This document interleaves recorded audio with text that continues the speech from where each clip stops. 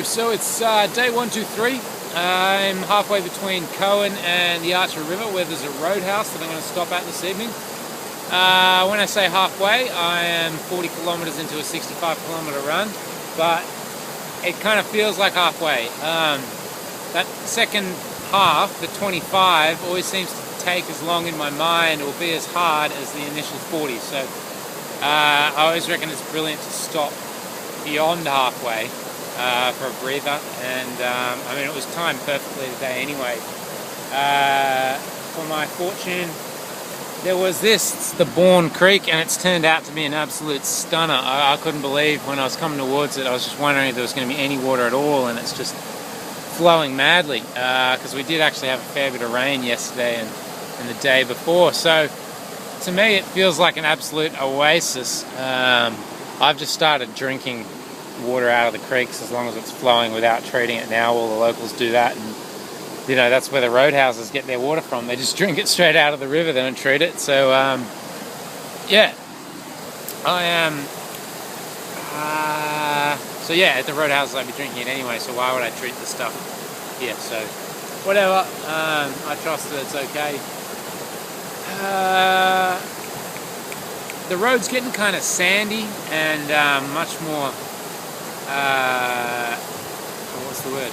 Graded, like, you know, the little ribs, like corrugated, you know, and so I'm having to concentrate a lot on where I place my feet, because as a sort of, well, while I was doing that nighttime run, as my torch was fading, I could sort of see the ground, but not extremely well, and there was a fair bit of time where I was planting my feet, but never exactly certain of what the ground was going to be like, and it kind of, look, it's alright to deal with if you're only running, you know, a short distance, but for 110 k's worth of running on that sort of road, it was really not brilliant for my ankles and knees and stuff like that. And I've particularly got, it's called the perineal. It runs down the outside of your calf.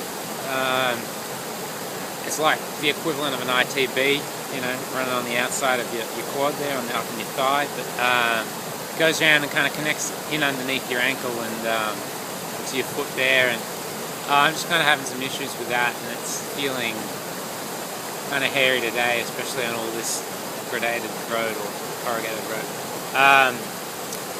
So I've got to be really careful of that, because copping an injury now would just be, oh, so devastating it would be. So I'm just taking it easy, going slow where I need to, and making sure I don't stuff anything up.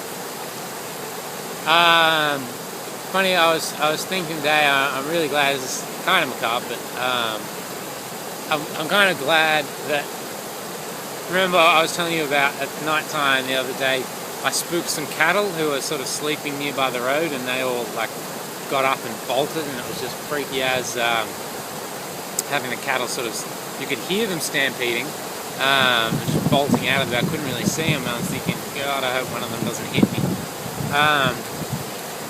Because I was thinking, had one hit me and, you know, knocked me out or even killed me or something like that, I would have most definitely been found the next day and assumed to be the victim of a, you know, the weirdest sexual assault crime, because without my pants on, I would have just been lying there bruised and battered, and what conclusion is anyone else going to draw? On the side of a road, I was going for a run. Why is he not having...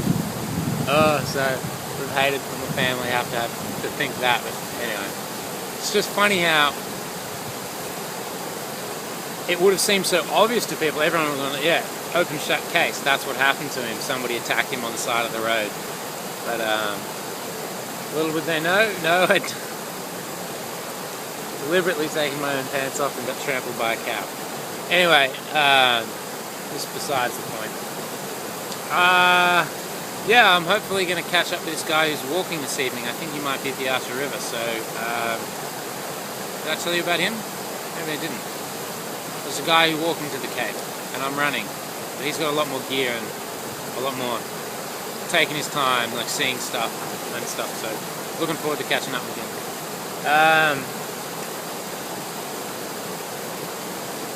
Brilliant. Alright, catch you later.